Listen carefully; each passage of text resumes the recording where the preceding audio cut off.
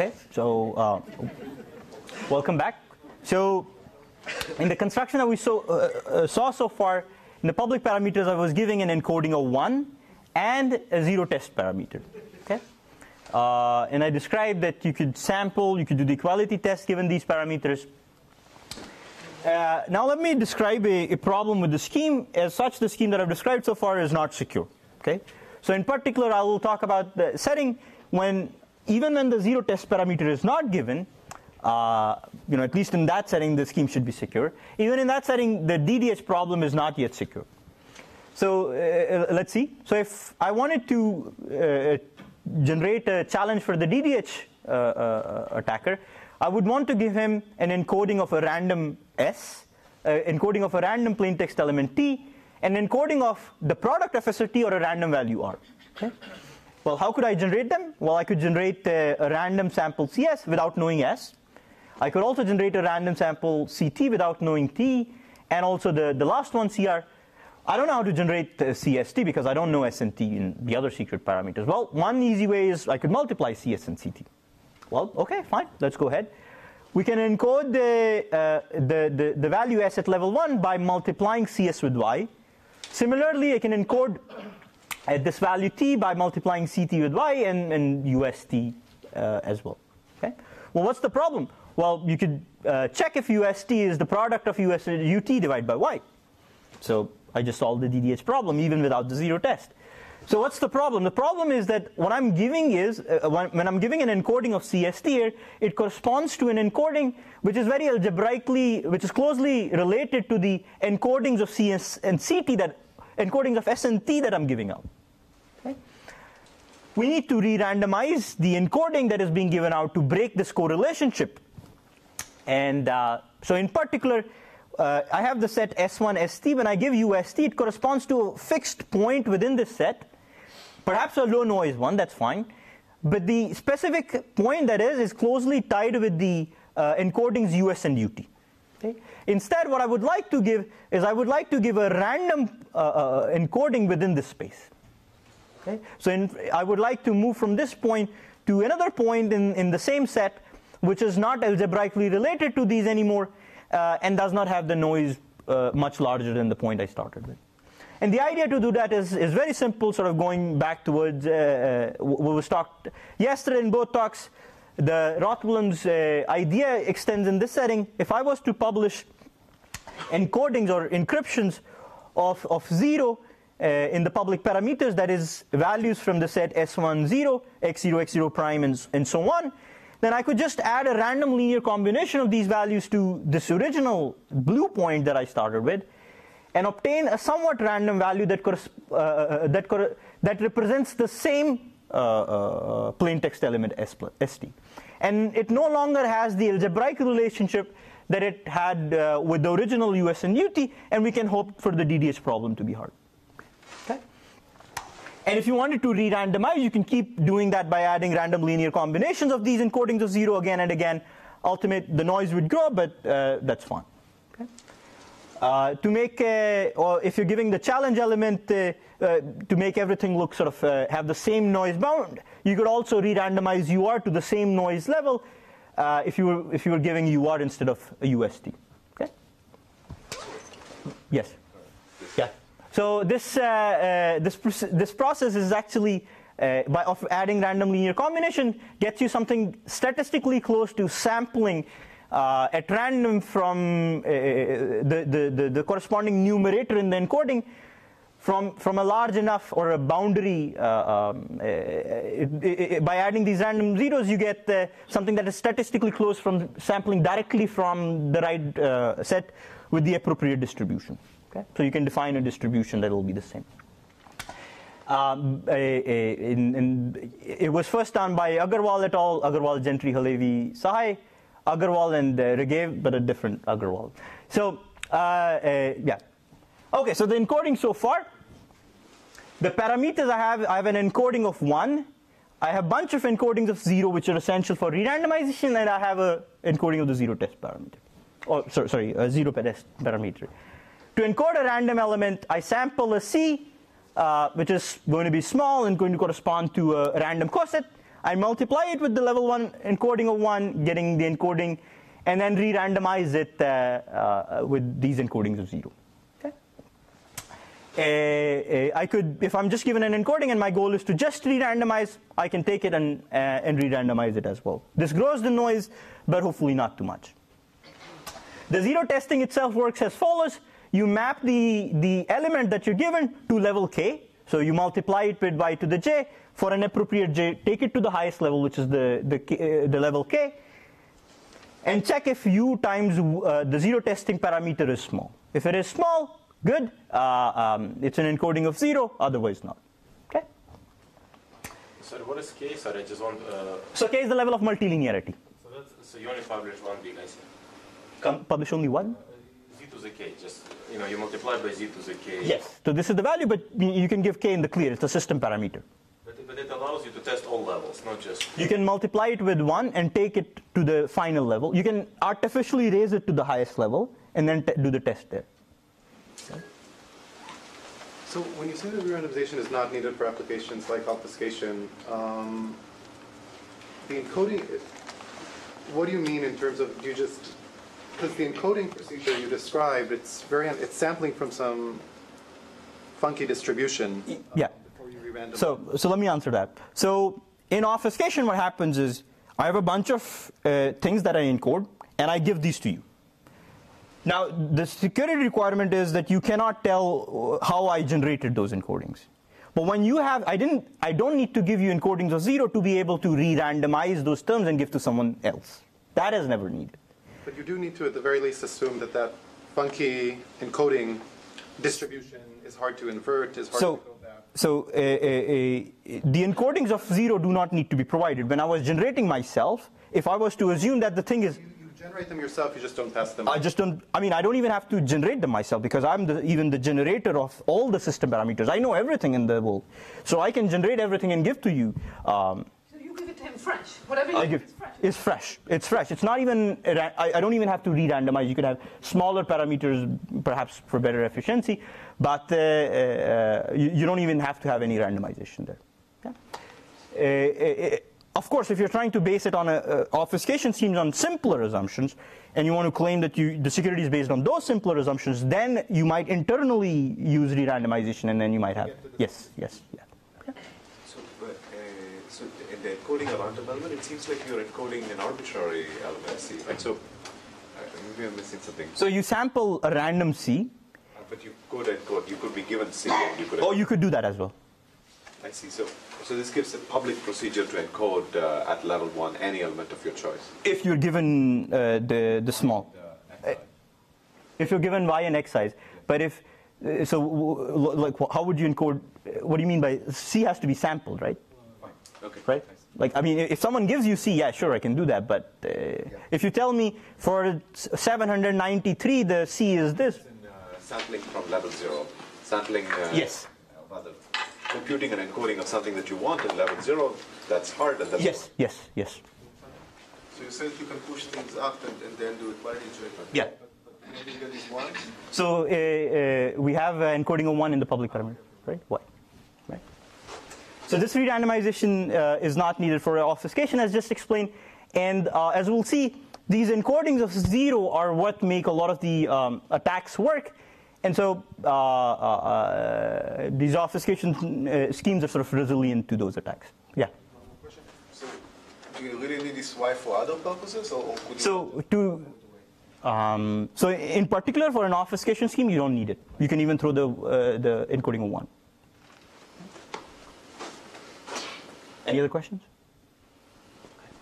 Okay, so there are the bunch of variants that you can imagine. I'll just briefly mention them. So you can have asymmetric variants. So in bilinear maps, you have the asymmetric variant. Instead of having the same Z, you could have a bunch of different ZIs.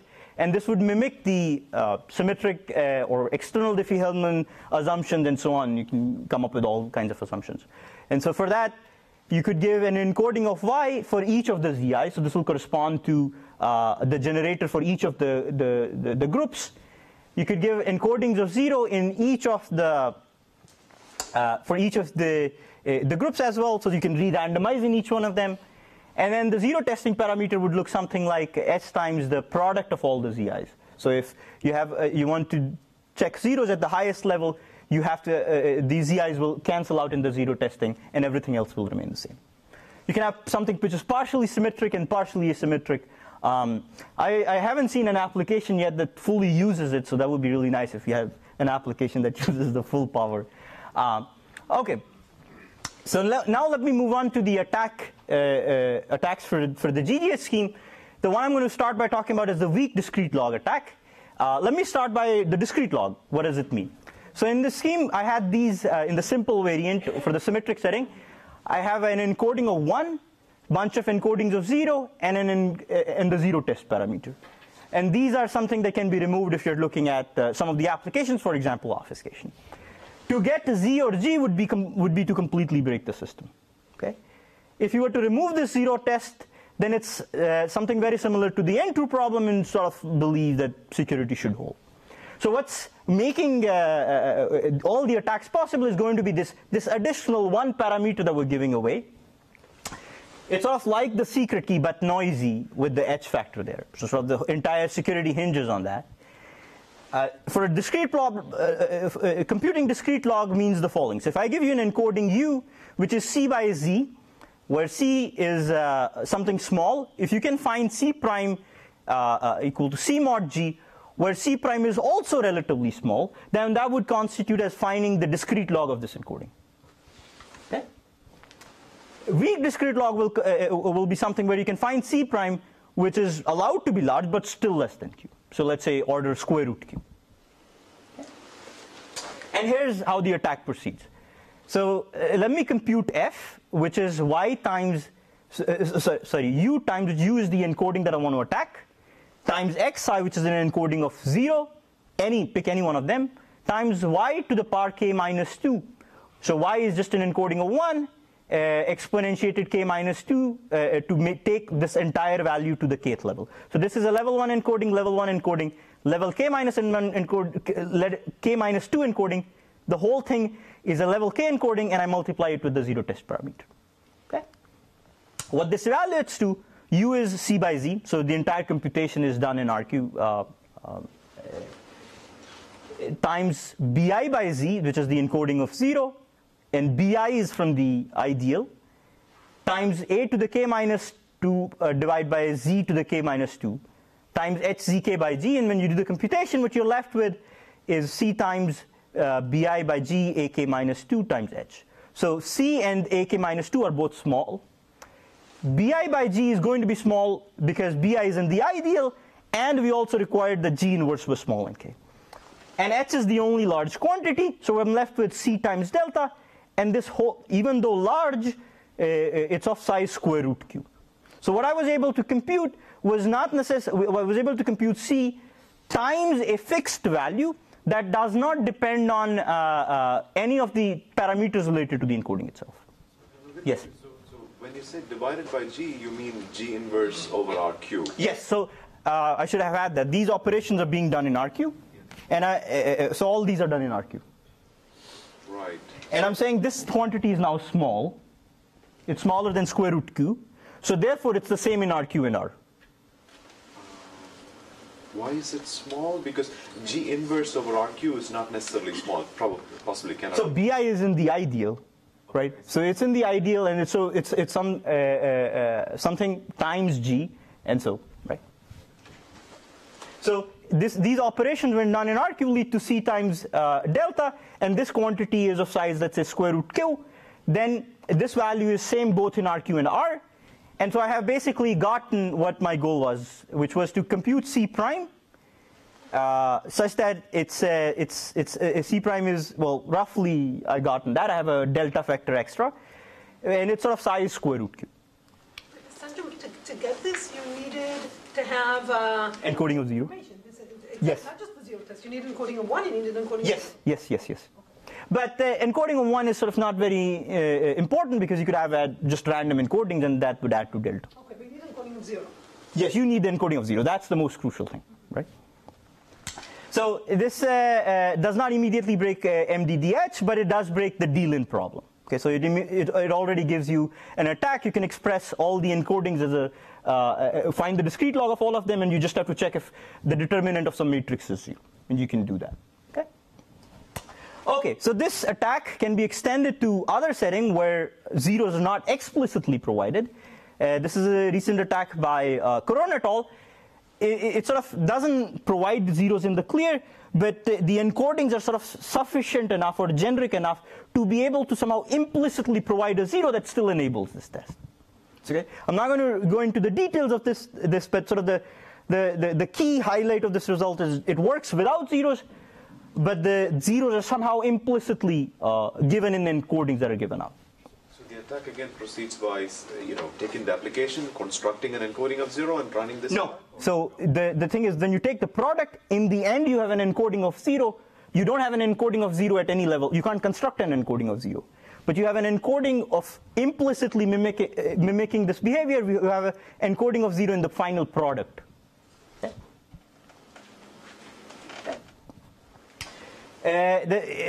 This attack was further extended to a total break if you're given zeros very recently by Hu and Jia, where if you are given encodings of 0, you're not just computing this as something of reasonable size, of square root q, but of size which is small, actually small. You're computing discrete log, which allows you to break if you have, okay?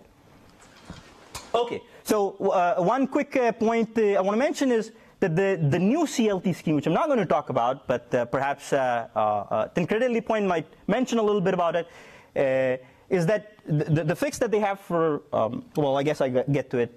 The scheme with the zeros, there is a new candidate fix for GGH as well. So it's open to investigation. Let's see if we can find attacks or learn something from it and perhaps argue something about security.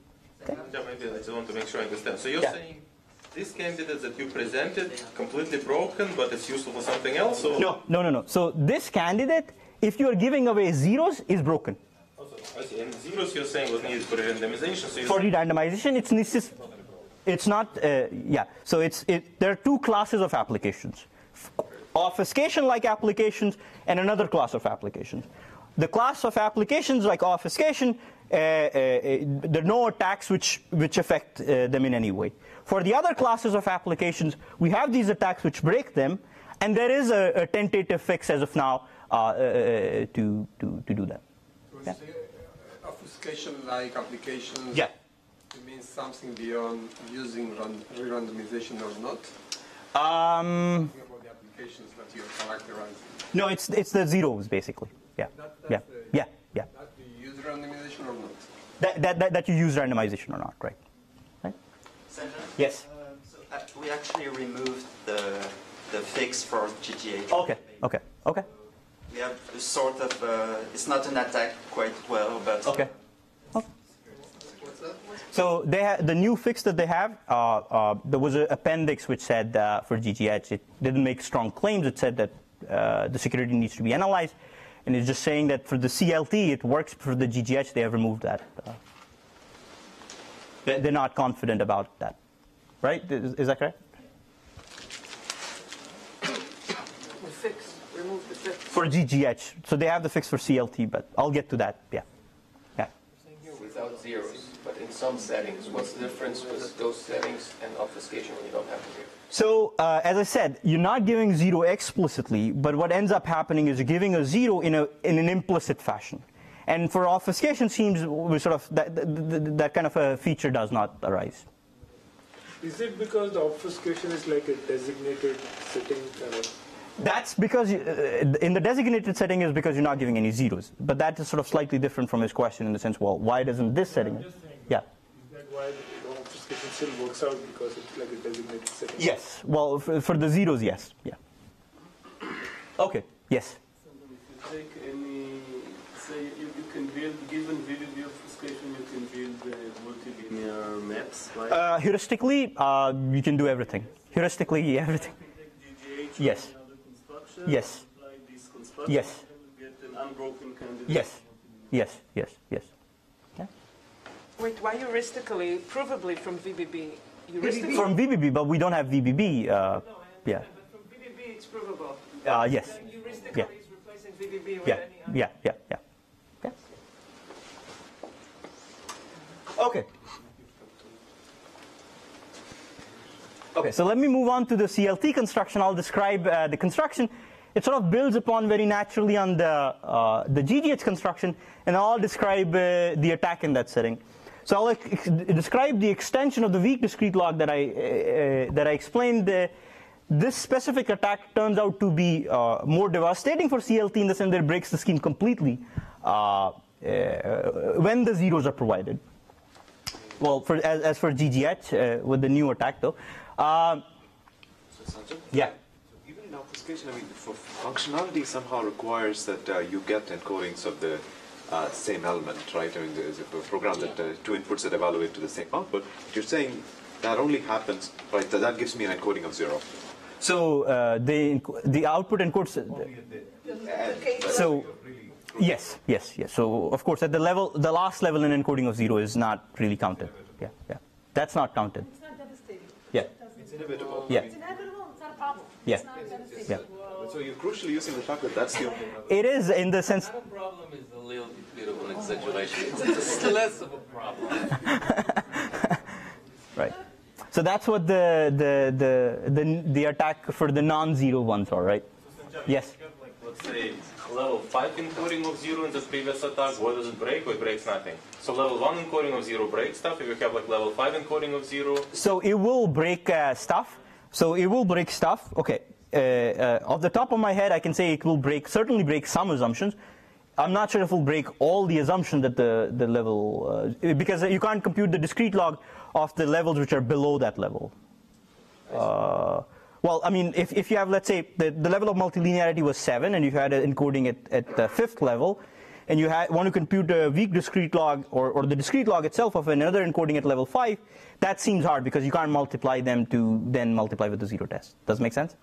Kind of, yeah. Well, I guess. All right. So you're saying it's not the stuff that you can break decreases exponentially with a level of 0. Decreases. Level of encoding of 0. For the most part, anything below the top level is pretty bad. Right. Yeah. So I guess that, but you could split hairs between, right? Okay. So let me move to the CLT construction. And in this setting, we're going to work over a modulus n, which is highly composite. So the product of primes p1 to pn, we're going to assume that factoring n is hard, and the pi's are all of the same size. Okay. I'm going to use the Chinese remainder theorem representation a lot in this. Just like the previous scheme where I had the G and Z being hidden by the public parameters of the scheme, I'm now going to have the public parameters hide the pi's, a similar parameter Z, which is going to be the masking parameter, again sample from Zn, and a parameter Gi, which is going to be much less than pi. Okay? The plain text values are going to be t vectors, unlike the previous case where they were the cosets of I. In this case, they're going to be the vectors alpha 1 to alpha t, which come from zg1, zg2 up to zgt. Okay? And you can naturally define additional multiplication operations over these in a component-wise fashion. So you could, if you're given two vectors, you could add them component-wise, and you get the addition, and you can multiply them component-wise also to get a product. Okay? So let's see how the CLT construction looks like. I have the sets S01, S02, and so on.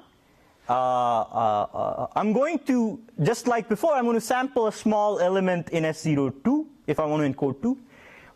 So here 1, 2s are up to G somehow represent this plain text space. Okay? So I'm sort of linearizing this vector space. Okay? So for example, 0, 0, 0 represents this plain text space and so on. And if I want to encode this element 2, I generate C as the CRT of E1 to ET, where each of the EIs is generated as follows. So let me describe what they are. GI is a fixed quantity. I sample a random RI, which is small enough. Add alpha, I get EI. And then I compute the CRT of all these values. Okay? Where CRT of E1 to ET is the element mod n with the CRT decomposition. So if you were to take C and take mod PI, then you will get EI. Is that clear? So just make sure. So you're encoding element of Zn? So I'm encoding an element here, right? So Yes. Like Yeah. So it's like plain text, and you're saying write it in CRT. Yes. Put a little bit of this. And Put a little of noise, and you're good to go. Yeah. So this is a small element, and the smallness is by the size of Ri. Okay. And what's the algebraic structure over the plain text space of these vectors? So you can add them up, right? If you add them up, you get component-wise addition and component-wise multiplication. Commutativity, associativity, distributivity, Yeah. inverses. Yeah. Unless it is 0. Yeah, unless it's 0, right? Again, about what is small here? This EI values are going to be much smaller than the PIs. So if you take C mod. How do you choose GI? So these are the GIs are chosen to be smaller than PI. Much smaller than PI. Should we think of it as like polynomial in N, or how should we think of the G? Square root, or what? I think polynomial, right? Yeah. It's the size of the security parameter. Yeah. Yeah, size. So don't you need to grow? Oh, okay. Yeah, I guess not. Yeah. What about alpha? So alpha is the plain text element that I'm encoding here. Right. So encoding is going to proceed in sort of exactly the same way. Once you have the CRT number C, you just divide by Z in Zn, and you get the encoding of alpha 1 to alpha t. Okay. And you can keep doing. Sorry, Ri's are small as well. So Ri's are small as well. So whole EIs are small. Polynomial and security parameter, should we think of the Ri as well? Yes. Yeah. Okay. And you divide by Z square, and you get the level 2 encoding, and you can go further based on that. Why do you call it division with multiplication? It's the same thing, right? Yeah. I mean, you can call it division here. You can in multiplication in the zero test parameter. It's not something small. So Yeah, but you're going to have something. Through roots of things. Yeah. And things are divided. Yeah. So with capital notations, but yeah. Also, if you had it multiplication here, you'll have to have it divide in the zero test. It's like. Okay. So if C is CRT of alpha and D is a CRT of beta, so if you obtain these represent using this procedure, and EIs are short, then if you were to add the encodings, then the sum of the encodings, just like before, is going to be small as well. In particular, each of the EIs, so the EIs corresponding to C and the EIs corresponding to D, when you add them up, the sum will remain small, okay? With respect to each of the PIs. Similarly, multiplication.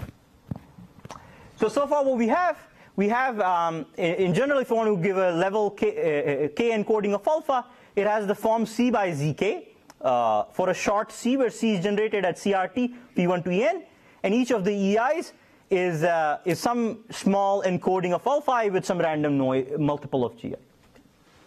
If you want to add, you can just add like before. Multiplication also proceeds the same way. This gives a somewhat homomorphic encoding, and just like before, we have a mechanism to remember how many operations have been performed. What we need to do is sampling inequality check. In the CLT scheme, sampling at level 0 is very similar to the re-randomization of GGH. In particular, the public parameters include level 0 encodings of random plain text elements.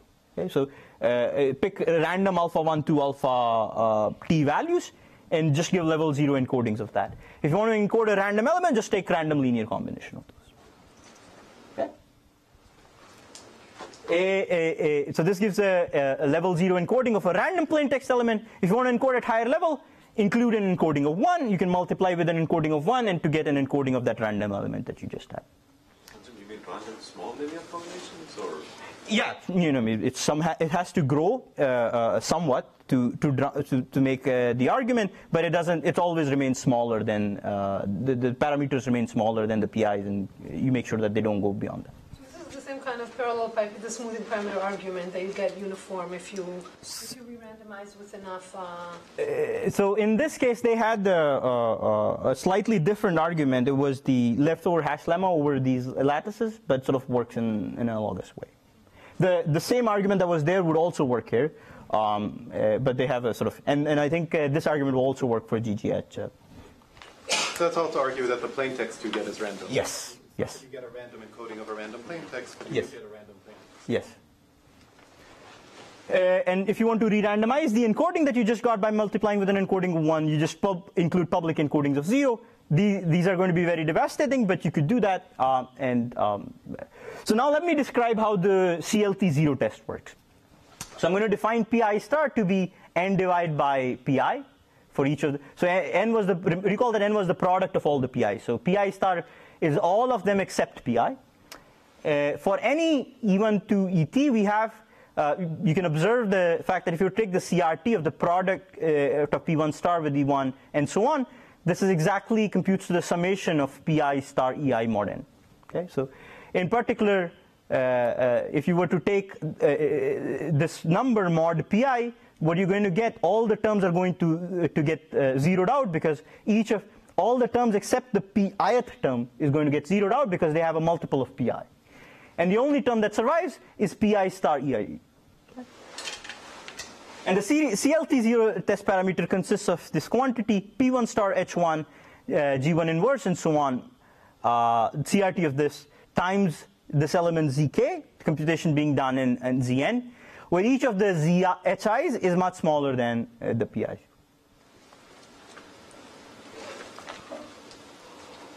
So the zero test proceeds as follows. So if you're given an encoding of 0 at level k, and it has the form, it's going to have the form CRT of G1, R1, and so on. So note that all the alphas are zeroed out, right? So here, each encoding look like EI, RI, GI. Since it's an encoding of 0, all the alphas are 0. So each EI is exactly RI, GI. Okay? So what you're going to do is you're going to multiply the zero test parameter with this encoding U, and what it evaluates to is CRT of P1 star H1 R1. So the ZK part cancels out, and the G1 and G1 inverses or GI inverses cancel out.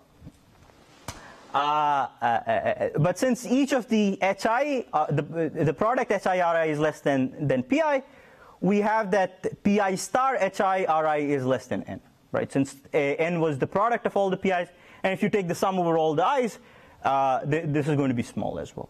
So you multiply the two just like before. If the value comes out to be small, then this is indeed an encoding of 0 and not otherwise. Okay? So is this clear? Okay. If it's not an encoding of something was not an encoding of 0, then at least one of the elements in alpha would be such that alpha is not equal to 0. And the corresponding G in GI inverse term will not cancel out, and we'll have at least one of the terms being large, and so.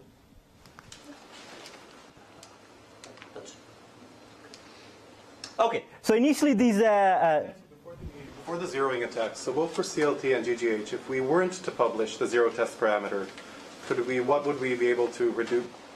Would we be able to reduce security to a well-established? If we didn't if we didn't publish the zero test, essentially N2. It's essentially that. Oh, in CLT? Yeah.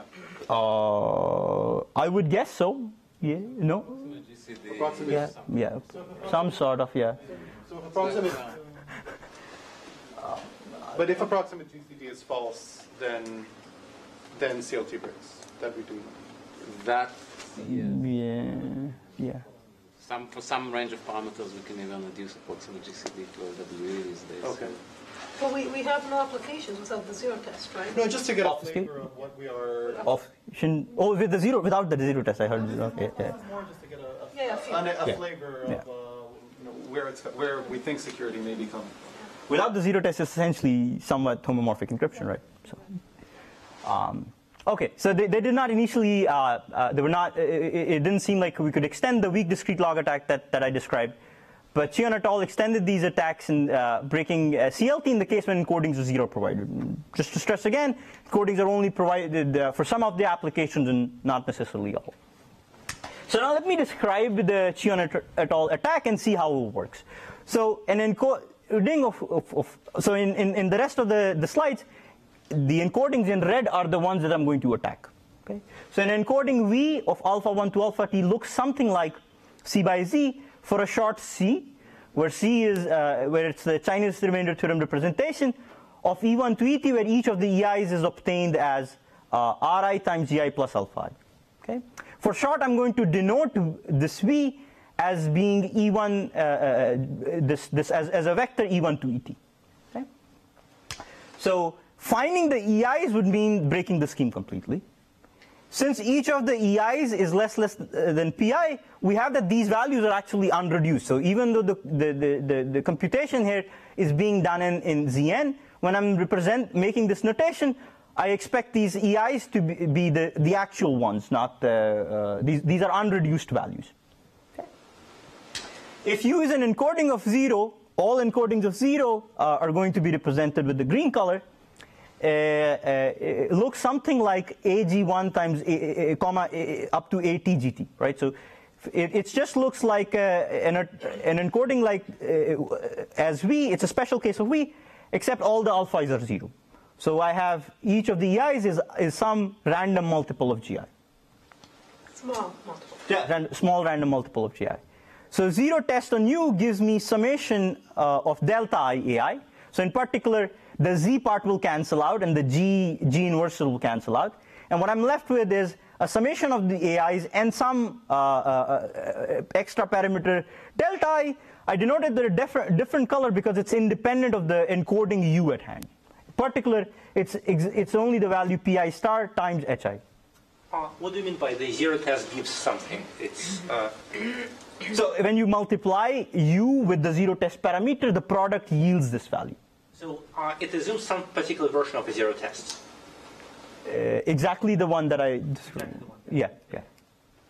Not just some abstract zero test. Oh no. Yeah. So exactly that one. Yes. Yeah. And note that this value is unreduced because U is an encoding of 0, right? Okay. So now I have two attack encodings, V and V prime, both in red. I'm given an encoding of 0. And I'm going to assume some filler encoding, W, C1 to CT, whatever it is. And this is going to be, so let's say these all encodings were at level 1. This was also level 1. This is a filler encoding which takes the product to the highest level. Okay? So if I was to take the product UVW, what I'm going to get is A1 times B1 times C1, the 3, times G1 and so on. Okay? And this is at the kth level. So if it was level 1, level 1, I could take the filler encoding to be at level k minus 2. Okay? I generate this, and similarly I can generate UV prime W, which is exactly the same quantity except that the B's are replaced with B1 prime and so on. Okay? This UVW is since there is a G term here, it looks like an encoding of 0 at the kth level. It's an encoding of 0 at the kth level. If I was to apply zero test on it, what I'm going to get is the encoded value, the G's are going to go away, times a delta I. Right? So if you were to take an encoding of 0, when you take the multiply with the zero test, the value that you get is summation I delta I AI, the G parts go away. And similarly, if I was to take this quantity and multiply, I get summation AI BI CI times delta I, which can be written as multiplication of this vector A times this matrix times multiplication of this vector C. And this is a diagonal matrix with the diagonal entries being BI delta I. So, and all the quantities here are unreduced modern. So there's no, everything was small. We multiplied with zero test. And since it was an encoding of 0, everything should be small. Similarly, if I was to do the same thing for V prime, I'll get this. I could, at this point, instead of just taking one element instead of just taking one U, I could take multiple samples for U and multiple choices for W. And it would give me not just one summation here, but a matrix of elements, right? So I could take a bunch of values of U. V is exactly this matrix, and I get a matrix U, where U has rows consisting of encodings of 0. So there was a row of encoding. I could take multiple rows of encodings of 0, and C is multiple columns of filler encodings. So I'm repeating the same process again and again to get now the same thing in a matrix form.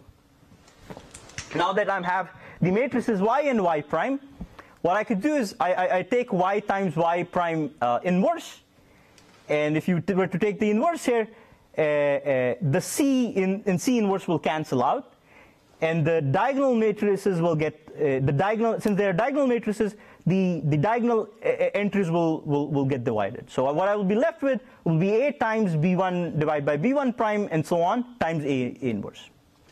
Okay.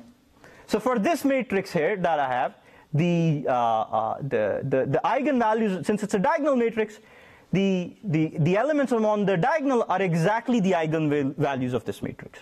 And since multiplying with A and A inverse, and the eigenvalues of this final matrix are also going to be the same.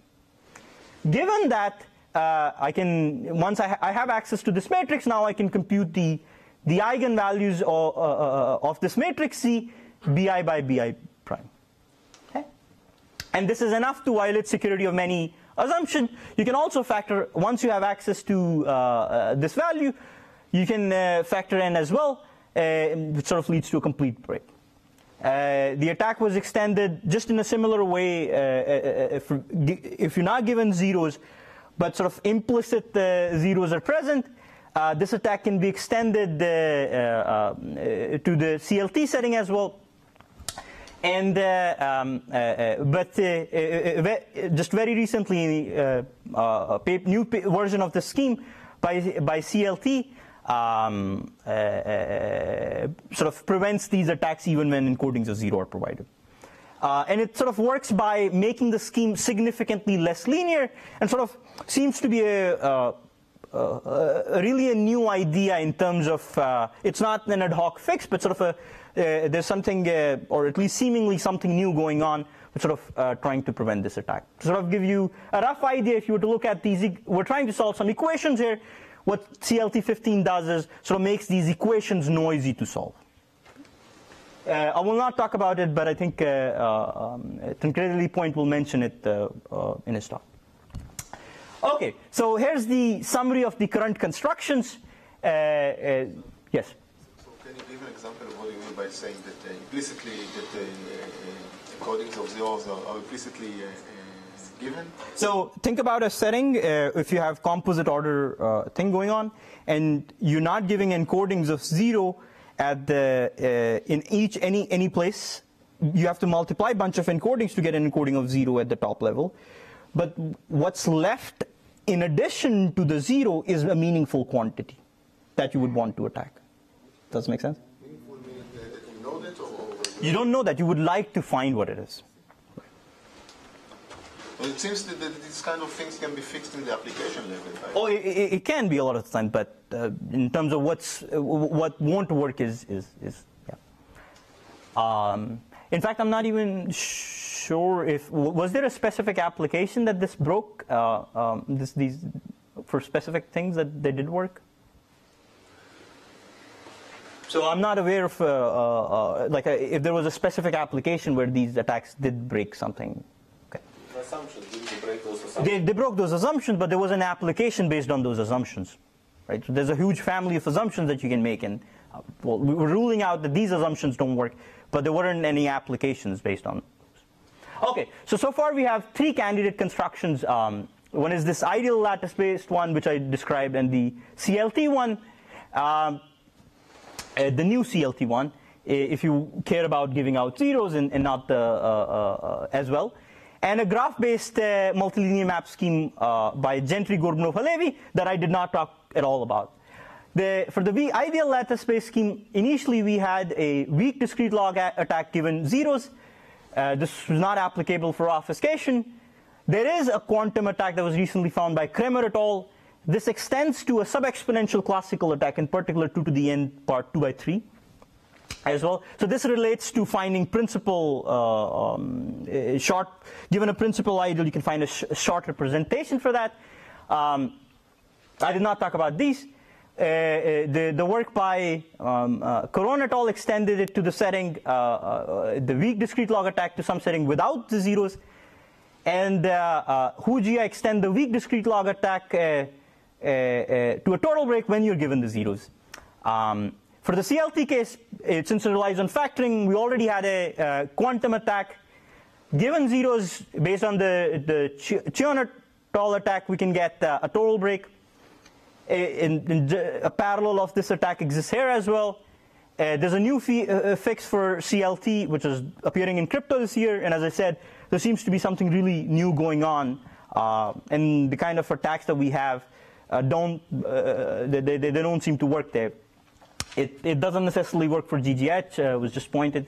For the graph-based multilinear maps, it's completely open to investigation. These are not, they don't give full-blown multilinear maps, but they are sufficient for various applications such as obfuscation.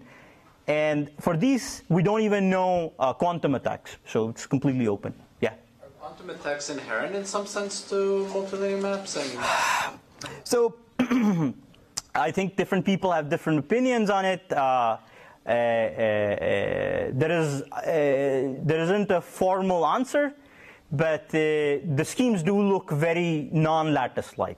Does it depend on exactly how you define it? Like if somehow the noise can save you or something like that? Because I mean, quantum attack on discrete log. To a group plus equality test worker, isn't this enough for? Right. For a quantum attack? Is that? Oh yeah, but it's sub-exponential, no? Well, quantum. No, quantum. Okay, right. Yeah. Yeah. Yes. You can't do forever. Right. And that somehow saves you. Yeah. So you're saying if we had like a perfect multilinear map, then inherently there would be a quantum attack, but for this noisy version, it's not there. Yeah. For some noisy version, there is an attack, right? I mean, if you can do sufficiently many operations. Yeah. Of noise that you Or can't the do. applications, I mean, the multilinear maps are means, they're not. Yeah. The I/O is not affected by any. Yeah. So the I/O is sort of not. So say, any of the candidates that have been proposed so far, there haven't been any attack that has sort of improved on any. For the classical setting, there's no improvement in terms of attack in any sense for any candidate that has been sort of proposed so far. Yeah. Does the graph-based construction have some of the flavor of the other constructions, or is it just totally different? So it's actually the most different. So it relies on structure closer to the LWE and sort of is somewhat different. Yeah. But there are lattices underlying. Yes. But this is sort of completely open. I don't think there aren't any quantum attacks either for this, right? Zeroizing attack on that. Oh, okay. Yeah. Okay, so I talked about these two attacks, but I think sort of the bottom line is that there's a lot going on, and both the constructions, like the stakes are very high. We really need to have these constructions. We get applications which were really believed to be impossible, are now made possible once you have access to these. And this investigation is going on, and we're learning a lot. And both areas of attacks as well as constructions are very much benefiting from this research. As I said, multilinear maps are very useful. It's a very active area of investigation. Attacks break some hardness assumptions, but not all. For example, obfuscation is unaffected.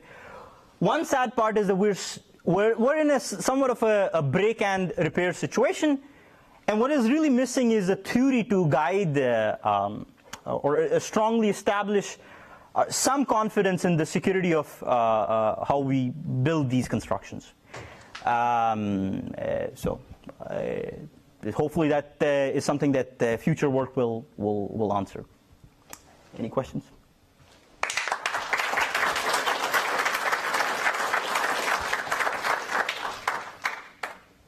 Yeah.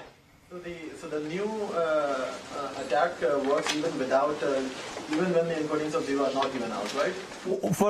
When they're sort of implicitly given out, but not explicitly. So even that does not affect the obfuscation? No.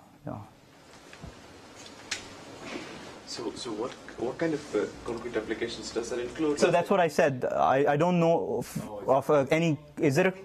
You can take the simplified variant of Zimmerman's obfuscation and break that. Okay. There are, corner cases that you can break. You can take the program obfuscation for very simple branching program and break that. I mean, there are things that you can do actually. Which program obfuscation? So that one requires zeros. Well, not all of them. But that one requires zeros. He was asking about an application that doesn't require zeros and is broken.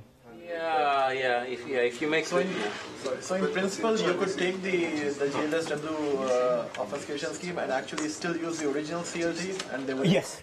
Yeah. No, not the original CLT, because they did have encoding of zero, right? They were constructing obfuscation from a simple assumption. So when you're going to start with that assumption, you'll have to do re-randomization. Yeah.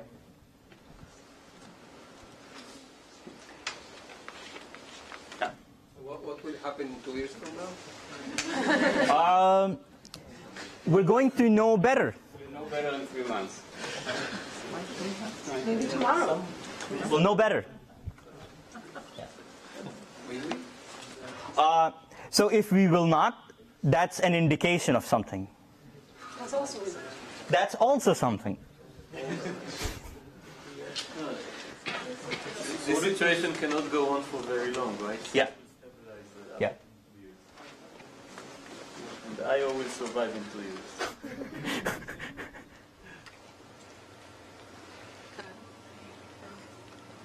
Again?